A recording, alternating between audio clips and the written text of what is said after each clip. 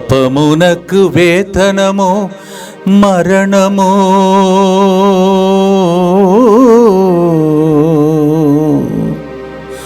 ఆ పాపము మోసి యేసు పరిహార బలియాయెను.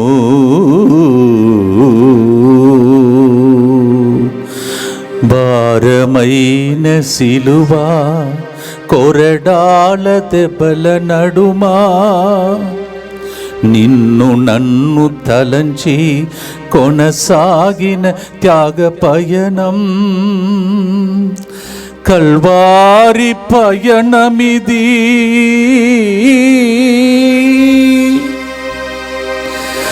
నన్ను నిన్ను బంధకాల నుండి విడిపించే పయనమిది. త్యాగమూర్తి యేసుక్రీస్తు కల్వారి పయనమిది. మన రక్షణ పయనమిది.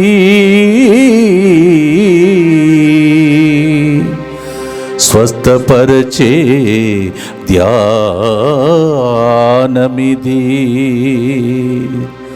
విడుదలనిచ్చి పరలోకం చేర్చే ధ్యానమిది.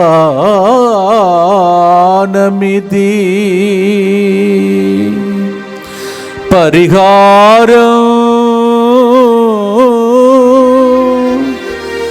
బలిదానం,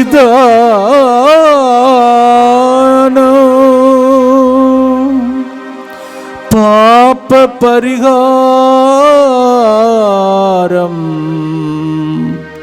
యేసు ప్రభు బలిదానం.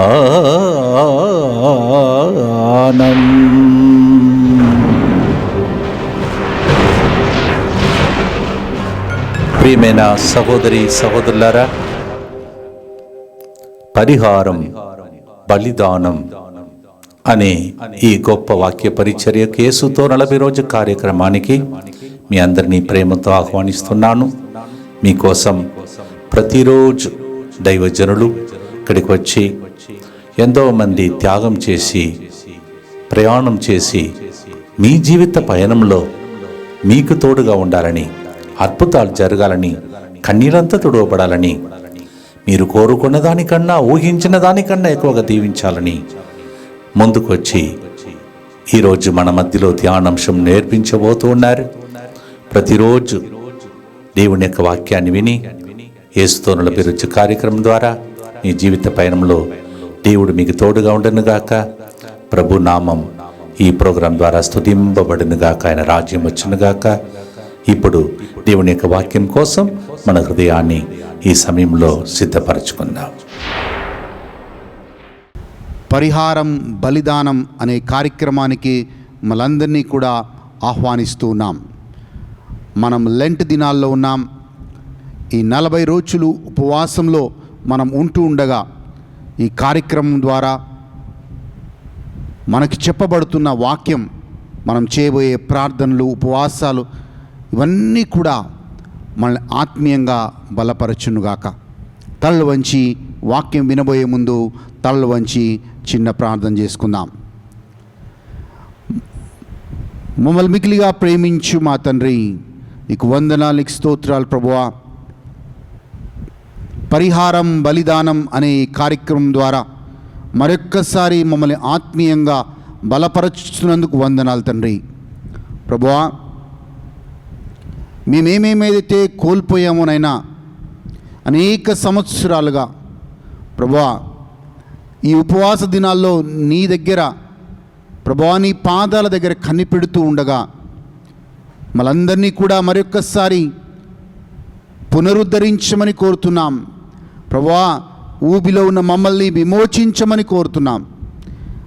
నీ మేలైన ఆశీర్వాదాలతో అయా మమ్మల్ని నింపమని మా ప్రభు అయిన యేసుక్రీస్తు నామంలో అడిగి వేడుకుంటున్నాము తండ్రి. Amen, amen.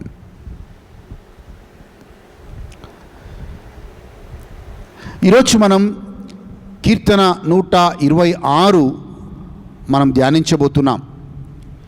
కీర్తన 126 5వ వచనంలో మనం ఈ వాక్యాన్ని చూస్తున్నాం. ఎవరైతే కన్నీటితో విత్తుతారో వాళ్ళు సంతోషంగా వాళ్ళు పంటని కోస్తారు అనే మాటని మనం చదువుతున్నాం. ఇది ఇజ్రాయేలు ప్రజలు వాళ్ళు బబులోను బానిసత్వంలో ఉన్నప్పుడు ఈ యొక్క కీర్తన వాళ్ళు రాస్తూ ఉన్నారు. వాళ్ళ ఆవేదనతో ఈ యొక్క కీర్తన రాయబడుతూ ఉంది. అనేక మార్లు ఎలాంటి సందర్భాల్లో ఎలాంటి స్థితిలోకి మనందరం కూడా వెళ్తాము అంటే నిరీక్షణ లేని స్థాయికి, నిరీక్షణ లేని స్థితికి మనం వెళ్ళిపోతాం. ఒక వ్యక్తి నిరీక్షణను కోల్పోయినప్పుడు ప్రార్థన చేయడు. ఒక వ్యక్తి నిరీక్షణను కోల్పోయినప్పుడు భవిష్యత్ మీద ఆశలన్నీ కూడా వదిలేసి ఇక నాకే దారి లేదు అని ఒక నిరాశలో, ఒక నిస్పృహలో మనము జీవిస్తూ వస్తాం. ఈరోజు మనం వాక్యాన్ని వినబోతున్నాం. నీ దుఃఖాన్ని సంతోషంగా మార్చే దేవుడున్నాడు. నువ్వు బహుశా నీ జీవితంలో నిరీక్షణను కోల్పోయి ఉండొచ్చు, నిరాశలో, నిస్పృహలో నువ్వు జీవిస్తుండొచ్చు. ఇక నాకు మంచి రోజులు రావు అని ఒక నిర్ణయానికి వచ్చి నువ్వు జీవిస్తుండొచ్చు. కానీ ఈరోజు వాక్యంలో విందాం, దేవుడు ఎంత గొప్పవాడో, ఆయన మన స్థితిని, గతిని ఎలా మార్చగలుగుతాడో, నీ కన్నీటితో ఉన్న జీవితాన్ని సంతోషంగా ఎలా మార్చగలుగుతాడో దేవుని వాక్యం ద్వారా మనం విందాం. ఇజ్రాయెల్ ప్రజలు 70 సంవత్సరాలు వాళ్ళు బబులోను దేశంలో బానిసలుగా ఉన్నారండి.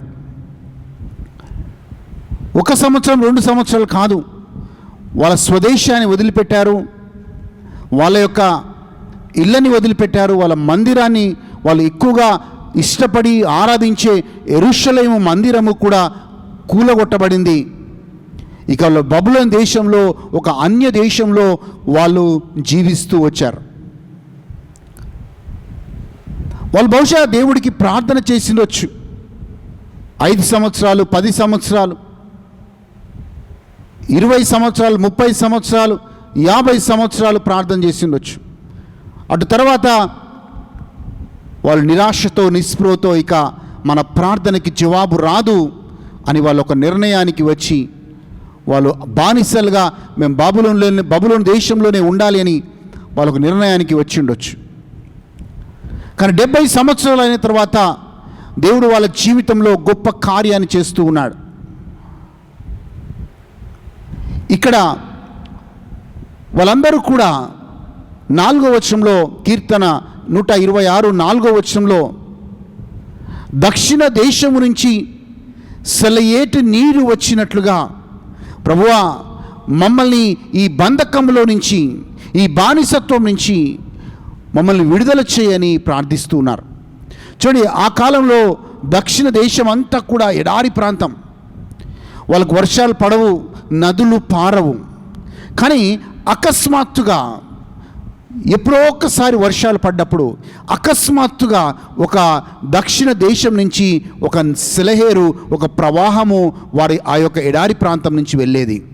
వాళ్ళు అంటున్నారు, ప్రభువా ఈ దక్షిణ దేశం అంతా ఎడారి ప్రాంతము, నీళ్ళొచ్చే ఆ యొక్క స్థితియే లేదు.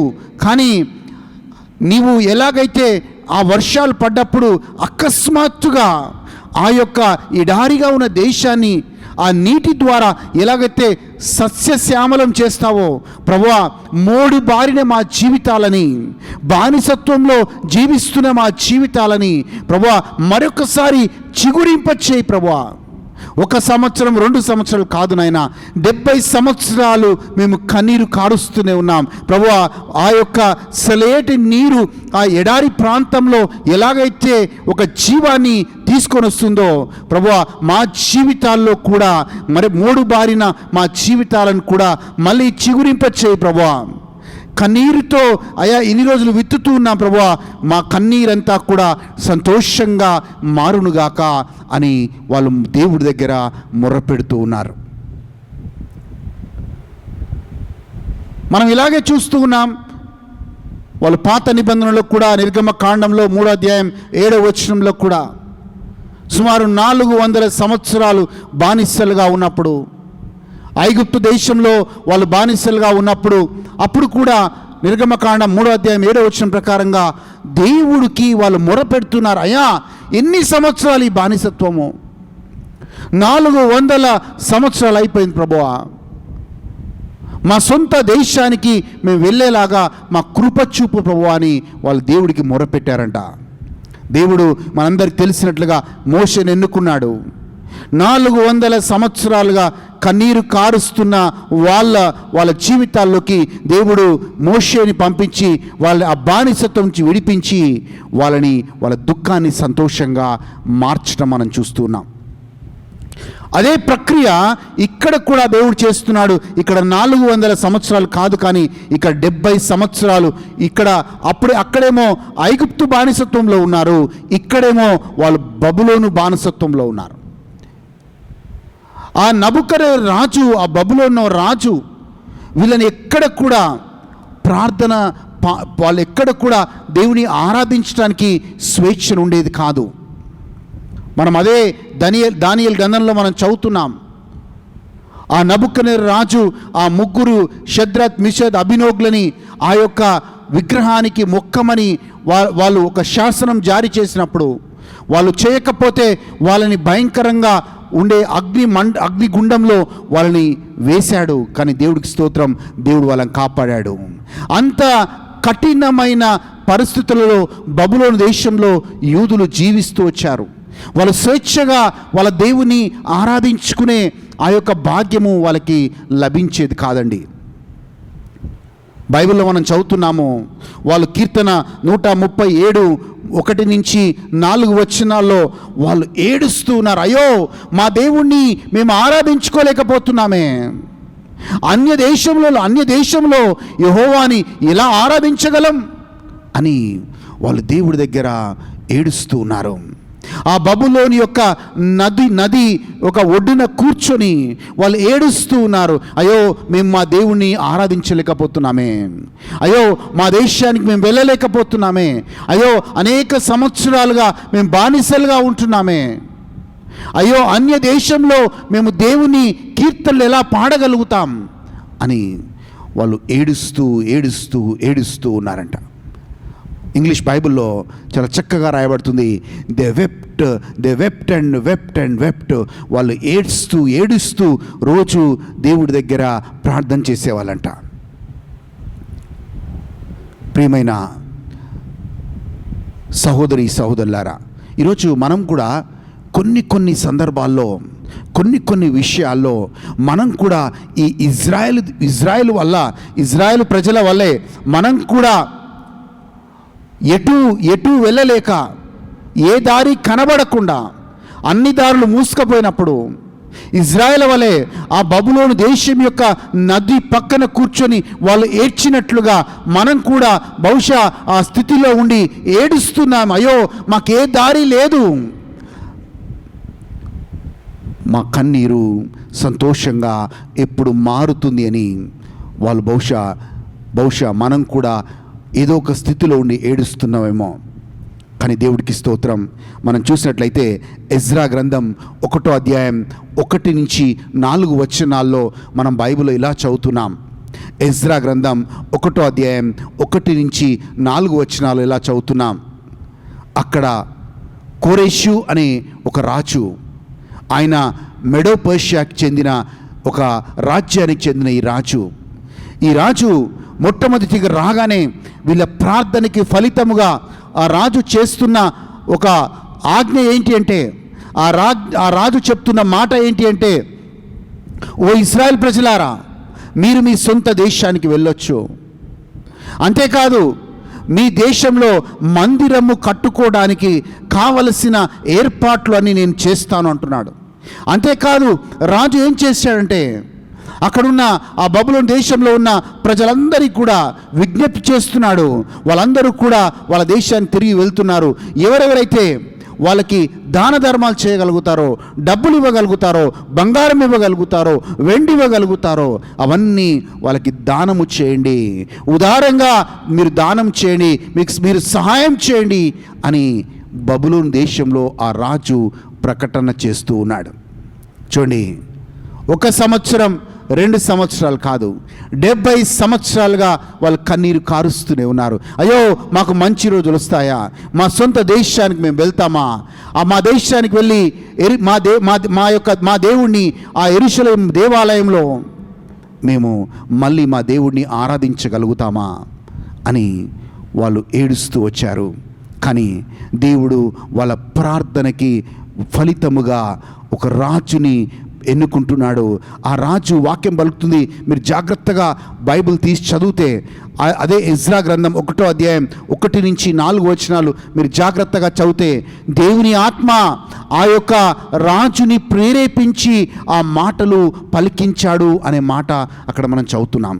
చూడండి, ఒక అన్య రాజు, కానీ ఆ దేవుని ఆత్మ ఆయన ద్వారా ఆయనను ప్రేరేపించి ఇజ్రాయేలు ప్రజలకి మేలు చేసే విధంగా, దేవుడు ఆ బానిసత్వం నుంచి విడిపించే విధముగా దేవుడు వాళ్ళకి కృపనిస్తూ ఉన్నాడు. ఈరోజు బహుశా కఠినమైన వారి చేత మీరు బాధించబడుతున్నారేమో, పీడించబడుతున్నారేమో, దేవుని ఎరుగని వారి చేత మీరు నొప్పించబడుతున్నారేమో, మీరు మోసగించబడుతున్నారేమో, మీరు హేళన చేయబడుతున్నారేమో. కానీ దేవుని ఆత్మ ఈరోజు వారిని ఆవరించునుగాక. దేవుని ఆత్మ చేత వాళ్ళు ప్రేరేపించబడి వాళ్ళ నోట్లో నుంచి మీకు మేలు జరుగునుగాక. వారి ద్వారా ఎవరైతే మీకు కీడు చేయాలనుకున్నారో వారి ద్వారానే మీకు మేలు కలుగునుగాక. మీ కుటుంబానికి వాళ్ళు కీడు చేసేవారుగా ఉండొచ్చు, కానీ ఇక మేలు చేసే విధంగా వాళ్ళ నోట్లో నుంచి ఆ మాటలు దేవుడు ఉంచునుగాక. ఎందుకంటే ఈ కోరేషు రాజుని దేవుని ఆత్మ ప్రేరేపించి అప్పటి వరకు బానిసలుగా ఉన్న వాళ్ళని విడిపించే ఒక చక్కని ఆలోచనని పరిశుద్ధాత్మ దేవుడు వాళ్ళకి కల్పించాడు. ప్రియమైన సహోదరి సహోదరులారా, ఈరోజైతే ఆ బబులోను దేశం విడిచిపెట్టి వాళ్ళ సొంత దేశానికి వాళ్ళు ప్రయాణమే వెళ్ళారో, వాళ్ళ దుఃఖము సంతోషంగా మారింది. ఇంగ్లీష్ బైబిల్లో చాలా చక్కగా ఈ మాట ఉంటుంది, O Lord restore our fortunes like the waters of Negeb. వాళ్ళ స్థితిని మార్చాడు దేవుడు, వాళ్ళ గతిని మార్చాడు దేవుడు. వాళ్ళ మూడు బారిన జీవితాలని దేవుడు మళ్ళీ చిగురింపచేశాడు. ఒక కొత్త జీవితాన్ని దేవుడు వాళ్ళకి ఇచ్చాడు. మేము జీవితాంతము బానిసలుగా అనుకున్న వారిని అనుకుని జీవిస్తున్న వాళ్ళ జీవితాలని దేవుడు మళ్ళీ వెలిగించాడు. ఈరోజు మన జీవితాలను కూడా దేవుడు వెలిగించునుగాక. కొన్ని సందర్భాలు ఉండొచ్చు, అది ఒక వివాహ జీవితమే కావచ్చు, అది ఒక శరీరంలోని అనారోగ్య సమస్య కావచ్చు. బహుశా నువ్వు నిరీక్షణ కోల్పోయామో, ఇక ఏమి జరగదు, నాకు నా శరీరంలో స్వస్థత రాదు, నేను స్టేజ్ 3 క్యాన్సర్లో ఉన్నాను, నాకు స్టేజ్ 4 క్యాన్సర్ ఉంది, నాకు ఇక ఏ మేలు జరగదు అన్న స్థితిలో నువ్వు జీవిస్తున్నావేమో. కానీ నీ దుఃఖము సంతోషంగా మార్చే దేవుడున్నాడు. 38 సంవత్సరాలుగా రక్తస్రావంతో బాధపడుతున్న స్త్రీ దగ్గరికి దేవుడు వస్తూ ఉన్నాడు. ఆమె అనేక మంది డాక్టర్ల దగ్గరికి వెళ్ళింది, అనేక రకాలుగా డబ్బులు ఖర్చు పెట్టింది. ఆమె జీవితంలో నిరీక్షణని కోల్పోయింది. కానీ దేవుడికి స్తోత్రం, ఆమె దుఃఖాన్ని దేవుడు సంతోషంగా మార్చాడు. ఒకే ఒక్కసారి యేసు ప్రభు అంగీని తాకింది, ఆమె జీవితంలోకి స్వస్థత శక్తి ప్రవహించింది, ఆమె సంపూర్ణంగా స్వస్థత పొందింది. ఈరోజు అనారోగ్యంగా ఉండి బహుశా నువ్వు కూడా ఏడుస్తున్నావేమో, ఆ బెడ్ మీద పడుకొని నీ కన్నీరు కారుస్తున్నావేమో.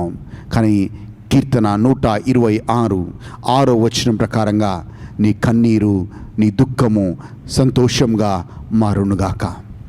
దేవుడు నీకు మంచి ఆరోగ్యంని ఇచ్చునుగాక. ఎలాగైతే ఇజ్రాయెల్ ప్రజలు బానిసత్వంలో ఇజ్రాయెల్ ప్రజల్ని దేవుడు ఎలాగైతే విడిపించాడో, దేవుడు ఎలాగైతే వాళ్ళ సొంత దేశానికి వెళ్ళడానికి కృపనిచ్చాడో, దేవుడు ఎలాగైతే మళ్ళీ ఆ యెరూషలేం దేవాలయం కట్టుకొని ఆ యెరూషలేం దేవాలయంలో ఆరాధించుకోవడానికి దేవుడు ఎలాగైతే కృపనిచ్చాడో, దేవుడు మళ్ళీ నీకు కూడా ఏ బానిసత్వం. అనేక మంది లెంట్ దినాల్లో మనమందరం ఉపవాస దినాల్లో ఉంటాం. కొందరు భయంకరమైన బానిసత్వంలో ఉంటారు. ఆ యొక్క పాపము నుంచి, ఆ యొక్క బంధకము నుంచి మనం బయటికి రాలేకపోతాం. ఏడుస్తాం, ప్రభువా ఈ యొక్క పాపము నుంచి నేను బయటికి రాలేకపోతున్నాను, ప్రభువా ఈ ఊపిరి నుంచి నేను బయటికి రాలేకపోతున్నాను, ఈ పాపం అనే బానిసత్వం నుంచి నేను బయటికి రాలేకపోతున్నానని ఏడ్చిన సందర్భాలు ఉండొచ్చు. కానీ దేవుడికి స్తోత్రం, ఈ లెంట్ దినాల్లో మనమందరం కూడా ఉపవాసం ఉండి దేవుడి దగ్గర కనిపెడుతూ ఉండగా దేవుడు ఆ బానిసత్వం నుంచి, ఆ పాపం అనే బానిసత్వం నుంచి దేవుడు నేను బయటికి తీసుకొని వచ్చునుగాక. ఆ బంధకము నుంచి, ఏ బంధకములు అయితే ఉన్నావో ఆ బంధకము నుంచి నేను సంపూర్ణంగా విడిపించునుగాక. నా ప్రియ సహోదరి, నా ప్రియ సహోదరా, ఈరోజు ధైర్యం తెచ్చుకుందాం. ఈ యొక్క ఉపవాస దినాల్లో నీ దుఃఖాన్ని దేవుడు సంతోషంగా మార్చునుగాక. అది అనారోగ్య సమస్య కావచ్చు, అది ఏ సమస్య అన్నా కావచ్చు. దేవుడు ఇక ఏమీ చేయలేడు అన్న నిర్ధారణకి నువ్వు వచ్చామో. కానీ ఒకటి మర్చిపోతున్నాం, నీ దేవుడికి అసాధ్యమైంది ఏది లేదు. For your God nothing is impossible. Nothing is impossible for your God. నీ దేవుడికి, నువ్వు నమ్మిన దేవుడికి, నువ్వు ఆరాధించిన దేవుడికి అసాధ్యమైంది ఏదీ లేదు. ఈరోజు ఆ నిరీక్షణతో, ఆ విశ్వాసంతో మనం దేవుడి దగ్గర మొరపెడదాం. ప్రభువా, ఆ రోజు ఇజ్రాయేల్ ప్రజల యొక్క జీవితాలని చిగురింప చేసిన వాడవి, నన్ను కూడా, నా జీవితాలను కూడా మరొకసారి చిగురింప చేయని మనం ప్రార్థన చేసుకుందాం. ఇంకా కొంచెం మనము ముందుకెళ్ళి మనం చూసినట్లయితే అదే కీర్తనలో, అదే 126 అదే కీర్తనలో 4 సార్లు సంతోషం, ఆనందం అనే మాట మనం చూస్తూ ఉన్నామండి. 4 సార్లు ఆ మాటను చూస్తూ ఉన్నాం. ఇంకా కీర్తన 35వ వచనం మనం చూసినప్పుడు, దేవుని కోపం కొద్ది కాలమే, కానీ ఆయన కటాక్షం ఒక మనిషి మీద జీవితాంతము ఉంటుందని కీర్తనలో చదువుతున్నాం. The anger of the Lord is for a moment, but his favor is for a lifetime. అదే మాటలో, అదే వాక్యంలో ఇంకో మాటను కూడా చదువుతున్నాం. రాత్రి నీకు దుఃఖము కలగవచ్చు, కానీ ఉదయం దేవుడు నేను సంతోషంతో నింపబోతున్నాడు. Weeping may come in the night, but joy comes in the morning. ఈరోజు నీ దుఃఖము సంతోషంగా దేవుడు మార్చునుగాక. మరి ఆ దుఃఖము సంతోషంగా మారాలంటే మనం ఏం చేయాలి? మనం చూస్తున్నాము గలతీయులకు రాసిన లేఖ 6వ అధ్యాయం 9-10 వచనాలు. అక్కడ ఒక మాటని పౌలు రాస్తూ ఉన్నాడు గలతీయులకి. ఏమనంటే, అయ్యా మీరు విసుకక, ఏమన్నాడు? Do not grow weary. మీరు విసుకక మీరు చేస్తున్న మంచి పనిని కొనసాగించండి. సరైన కాలంలో దేవుడు మీకు పంటని ఇస్తాడు. సరైన కాలంలో దేవుడు మిమ్మల్ని మేలుతో నింపుతాడు. సరైన కాలంలో మీ దుఃఖము సంతోషంగా మారుతుంది. కానీ మీరు విసుకక, మీరు అలసిపోక, మీరు చేస్తున్న ఆ మంచి పనిని కొనసాగించండి. చాలామంది వ్యతిరేకంగా రావచ్చు, కానీ కొన్నిసార్లు అలసిపోతాం. ప్రభువా నేను మంచి చేస్తున్నాను కానీ నాకు చెడే తిరిగి వస్తుంది అన్న ఆలోచనలో ఉండవచ్చు. కానీ ఈరోజు గలతీయులు రాసిన లేఖ 6వ అధ్యాయం 9, 10 వచనాల్లో do not be weary in doing good, at the right time God will honour you. దేవుడు నిన్ను ఘనపరిచే విధంగా దేవుడు ఉంటాడని అక్కడ చదువుతున్నాం. ఈరోజు అలసిపోయామేమో, వేసారిపోయామేమో, విసిగిపోయామేమో, కానీ నీ జీవితంలోకి మరొక్కసారి నీ దుఃఖాన్ని సంతోషంగా మార్చడానికి యేసయ్య సిద్ధంగా ఉన్నాడు. తల్లు వంచి ప్రార్థన చేసుకుందాం. ప్రభువా నీకు వందనాలు, నీకు స్తోత్రాలు. ప్రభువా నా దుఃఖము సంతోషంగా మారునుగాక. ప్రభువా ఎక్కడెక్కడైతే వేసారిపోయామో, ఎక్కడెక్కడైతే విరిగిపోయామో, ఎక్కడెక్కడైతే నలిగిపోయామో ప్రభువా మేమందరము కూడా మరొక్కసారి మా జీవితంలోకి ప్రభువా సంతోషాన్ని, ఆనందాన్ని, శాంతిని, సమాధానాన్ని మాకివ్వమని మా ప్రభువైన యేసుక్రీస్తు నామములో అడిగి వేడుకుంటున్నాము తండ్రి. Amen, amen.